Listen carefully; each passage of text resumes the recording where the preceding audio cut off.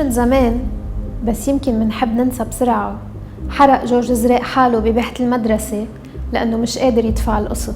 مثله ناس كتار مديونين للمدارس الخاصة، بس جورج وصلنا رسالة مهمة: فضل الموت على الذل، فضل الموت على المدرسة الرسمية لأولاده. ضحية جديدة، واقع الاقتصاد المتدهور، طلبات رفضت متواصلة إدارة المدرسة إعطاءه. هذا لنقل ابنته إلى مدرسة. إلى متى يبقى رسمية الإنسان أرخص شيء في لبنان؟ موضوع هالحلقة والحلقة الجاية هو التعليم بلبنان، مع التركيز على التعليم العالي أو الجامعات، ورح نربطهم بالحلقتين الماضيين يلي حكينا فيهم عن الاقتصاد. المعروف بلبنان هو أنه التعليم الخاص أحسن من الرسمي بالمدارس وبالجامعات، وصار الاستثناء هو التعليم الرسمي مش العكس، ومحصور بنسبة أغلبها من الناس مش قادرين يتحملوا كلفة التعليم الخاص، بدل ما تكون القاعدة هي تعليم مجاني وبمستوى عالي. بنفس الوقت بنسمع كل يوم أنه التعليم بلبنان من أحسن المستويات بالعالم، ونسب اللبنانيين اللي معهم شهادات جامعية كتير عالية. ليش؟ وشو عم بيصير فيهم هالخريجين؟ وشو دور الدولة بالتعليم؟ وشو بيبرر وضع التعليم الرسمي ومقابله الكلف الكبيرة على التعليم الخاص؟ بالأول خلينا نشوف شوية أرقام. كمية المصاري اللي بتندفع على التعليم بلبنان كتير كبيرة، واللي بتدفعه كل عائلة مباشرة للمدرسة أو الجامعة الخاصة بيوصل لحد 10% من مدخولها. وهون ما حسبنا كل شي بيجي منح ومساعدات لبعض الناس وبخفف من هالكلفة المباشرة على العيال. مثلا كل اللي بتصرفه ألمانيا أو اليابان على التعليم هو 5% من الناتج المحلي. بلبنان 13.1%. عدد الجامعات والمعاهد الخاصة بلبنان 42، مقابل جامعة وحدة للدولة. قبل الحرب كان في بس 5 جامعات خاصة، وخلال الحرب كمان الميليشيات فرفطوا الجامعة اللبنانية على فروع كتيرة بكل المناطق، وصارت كل وحدة فاتحة على حسابها. نسبة التلاميذ اللي بالتعليم الرسمي هي اليوم 37% كمعدل بكل المستويات، وهالنسبة هي الأدنى بالمراحل الأولى، 22% بصفوف الروضة، وبتوصل ل 45% بالجامعة اللبنانية. ليش؟ لأنه الأهل بهمهم أولادهم يتأسسوا منيح، يعني يبلشوا بالمدارس الخاصة. بس أوضاع الناس كل يوم لورا، وزاد عدد التلاميذ بالمدارس الرسمية عن سنة الماضي بنسبة كتير كبيرة. وبينما كان لبنان هو مركز للتعليم بالمنطقة، خفت نسبة الطلاب الأجانب بالجامعات عنا من 50% سنة 70 لل 20% بآخر الحرب، و12% سنة 2000. ألمانيا عدد سكانها أدنى على 15 مرة بالقليلة، والبلد مساحته أكبر ب35 مرة، بس في جامعات قد عنا عمرتين بس.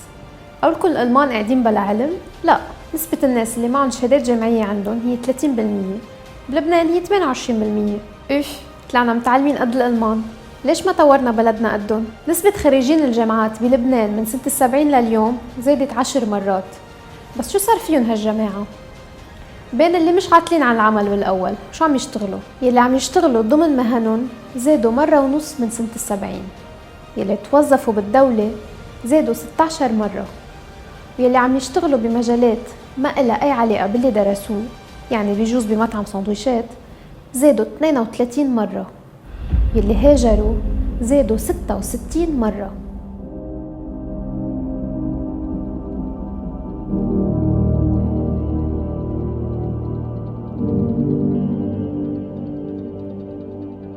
تانيا مزبوط كلنا بنقول ما في شغل، بس نسب البطالة بال 2007 كانت الأعلى عند خريجين الجامعات، يعني في بطالة بين المهندسين أكثر من شوفيرية الكاميونات. وتخيلوا قديش ممكن تكون صارت اليوم. طيب إذا الشهادة هالقد غالية وشغل ما فيه، وحتى لو فيه ما بيرد حق قسط الجامعة الخاصة، شو اللي خلى الإنفاق على التعليم يزيد بقوة بعد الحرب، والطلب على الجامعات وعددهم يزيد هالقد، وصار فتح الجامعة بزنس ربيح بياخدوله رخصة مثل رخصة البنك؟ نظرياً الناس بتتعلم لتكتسب مهارات وقدرات، بس فعلياً لتحسن موقعها الاجتماعي ويصير عندها مرتبة. على سبيل النكتة، نسمع من زمان إنه العريس اللقطة كان مهندس أو حكيم. ليش؟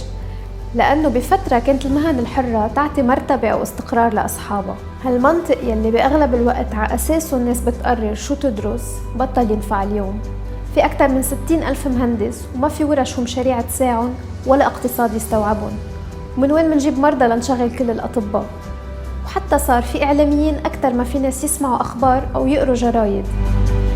بالمختصر، مع كل التغيرات من اللي عم بيصير بحياتنا اليومية للأزمة الاقتصادية أو حتى على الصعيد السياسي والعسكري الإقليمي، ما عاد في شي ثابت أو مضمون. وحكينا شوي بالحلقات السابقة عن نظامنا الاقتصادي اللي مدمن على الدولارات اللي جاي من برا وما بيخلق فرص عمل تستوعب كل هالشهادات، فنص كل جيل عم يهاجر، وخاصة خريجين الجامعات والمهنيين، بينما المجتمع اللي بقي عم يخسر شبابه وعم بيزيد عمره. بما انه ما في انتاج، لازم يضل يخرج ويهجر شباب لتشتغل برا وتبعت مصاري. فاليوم بلبنان الجامعة مربوطة بالهجرة، ومن هون زاد عدد الجامعات بهالسرعة وصار في أسعار تناسب الجميع. بس المنافسة عم تقوى بالبلاد اللي معود يهاجر ويشتغل فيها اللبناني، فبيتعلم زيادة وبيحكي لغات وبيلبس كرافات وبيلعب الدور مزبوط ليكسر هالمنافسة.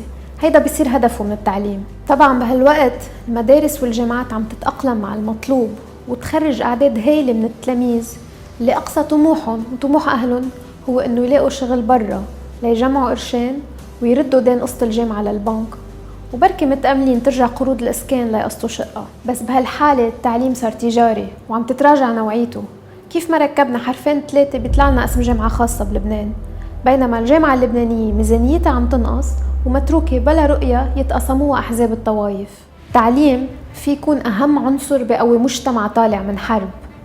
عنا التعليم هو اللي كيف حاله على مجتمع مشقف بين مرجعيات ومناطق وطبقات. الدكاكين اللي عم توزع شهادات وتفبرك من شبابنا مشاريع هجرة لازم تنضبط بالنوعية وبالكمية. وفروع الجامعة اللبنانية بكل قرنة ليكون لكل طائفة فرع بتضاعف نوعية التعليم، لا شغل لا مرتبة اجتماعية ولا حتى نوعية. خلص بلا هالشغلة لكن لا، أكيد التعليم مهم، بمواجهة الأزمات دوره كتير مهم. لاقونا بالحلقة الجاية لنحكي شو هو هالدور وكيف فينا نرجع نرد للشهادة قيمتها.